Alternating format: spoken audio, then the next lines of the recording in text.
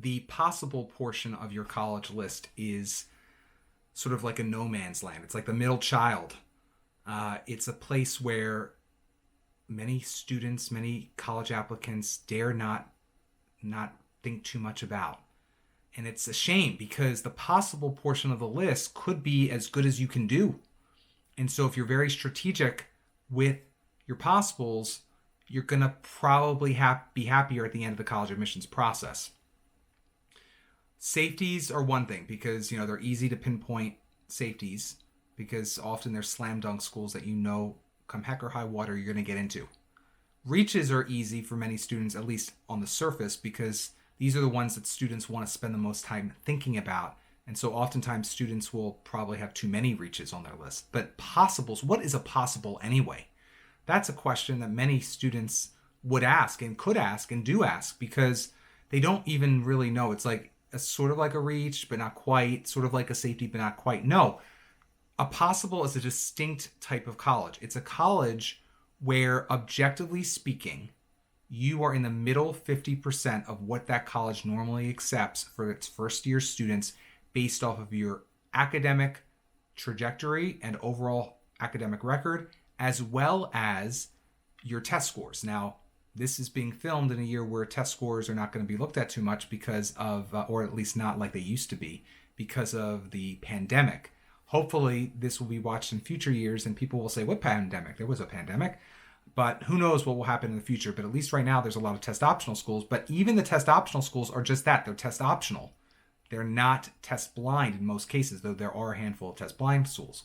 So if a college is test optional or test required, and you can still score well on the test, you submit your test scores, that school still is looking for a certain range of test scores. So you want to look at historically what was in the middle 50% of what that college accepted based off of the openly available data that you can find out there on websites like collegeboard.org and Naviance and other search engines related to college search and selection. Anyway, long story short with the possibles. Possibles are schools that really should look very similar in size, in terms of academic opportunities, in terms of price point, in terms of social life, etc., extracurricular opportunities as your reaches. But they are just less selective than your reaches. That's what the possibles should be. They should just be a hair below, range-wise, the selectivity of your reaches. Your reach schools, usually there's something about you that is in the lower 25% of what that college would normally accept, objectively speaking. Or it's just a school that accepts so few students that, statistically speaking, it has to be considered a reach for everyone. But possibles are schools that usually have not as hyper-selective overall acceptance rates, as well as being schools that could be considered less selected than another type of school, but still in many ways mirror that school out in other areas. So I try to pigeonhole my students into the most appropriate and enticing possible schools that they can find. So that was one of the actual reasons why we started College List Deathmatch videos, was because I wanted to show students how to strategize out picking the right college to fill a particular niche on your list. How many possibles should you have on your list? At least 3. But if you are sort of scattered in terms of your output academically, let's say you have really strong grades but not the best scores, or really strong scores but not the best grades, you're going to probably have a wider array of possibles, because depending on how the cookie crumbles that year, they may lean more on one or the other. So the minimum number of possibles I would recommend having would be 3. But you could have 4 or 5. And again, these are schools that, objectively speaking, are in the middle 50% of what they normally accept based off of grades and scores. Realizing, of course, that grades are hyper inflated these days, very inflated. Most students are being given A's and B's like candy, and that's a shame. So then, of course, the default would be then look how rigorous your schedule is, how rigorous your course curriculum was in high school, and consider that in a sliding scale. Obviously, the more selective colleges are going to want a more rigorous curriculum and A's in those classes, as opposed to just A's in the easiest classes at your school. So pinpointing your possibles is usually a very hard and arduous task. That's why many students just don't do it, and they sort of shoot a dart at a wall and hope for the best. And one of two things will happen. They will either pick schools that are too safe for their possibles, or they'll pick school, meaning they're going to get into them across the board because they really were safeties. Or they're going to pick schools that were much more of a reach than they thought, and they're not going to get into any of their possibles. You want to have possibles because you don't just want to get into your safeties, and you don't want to get into just more safeties than you needed to begin with. And also, you just don't want to be in a situation where the possibles aren't actually even on your list. Does that make sense? Like, I'm sort of rambling now, but do you get what I'm saying? I mean, this is important. So it's extremely important to do the research and work with hopefully a knowledgeable person who can tell you this is truly a possible school. It could really go either way.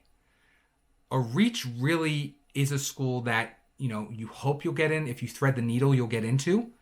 But you know that objectively there's probably something that's going to likely keep you out. Either statistics are just not on your side because so many students are applying to this in demand school, or your grades or scores just aren't there and you're just going to get in on a wing on a prayer. That's a reach school. A safety school is what I call a slam dunk, a school that you should get into unless something absolutely horrible happens and someone writes a vicious letter of recommendation and calls up this college and says, don't accept this person, they're a horrible person. But that's very rare. So usually the possibles really take research. They really take research, but many students don't want to do the research and they don't want to do the due diligence necessary to figure out what really is a possible for me. Many students just don't feel comfortable labeling themselves as, well, this is a possible. They want to dream big and they're just not very realistic. They're in denial in one way, shape, or form about really what is a safety, really what is a possible, what really is a reach. If you can't define yourself, then of course you can't do anything right on the possible portion of your list because it is that niche area between a reach and a safety, and it's got to be well thought out. If you get into all of your possibles and none of your reaches, then probably they weren't really possibles. Because you would assume it wouldn't be that clear of a distinction. You would maybe get into not all of your possibles. So again, possibles really could go either way. Keep that in mind. And that's why I think they're really valuable to have, because if you do get shut out of all your reaches, then hopefully you'll get into at least one or two possibles. And again, if you work with someone like me who tries very hard to get to know the student, in that type of situation, we do often run the table on the possibles and get into a good number of reaches as well. But that takes time and energy. I've gone through the college admissions process to date 15 years in a row. It's not that pleasant of an experience, frankly, and you probably don't want to have that acquired knowledge. So that's why going to someone you can trust who really listens to who you are, what you want, what you need, and then aligning that with your academic objective achievements and your subjective extracurricular achievements and writing skills and all the other pieces of the puzzle, that's going to help you put together possibles on your list that really do work for you and are synergistic with who you are and what you need and what you want out of your college experience.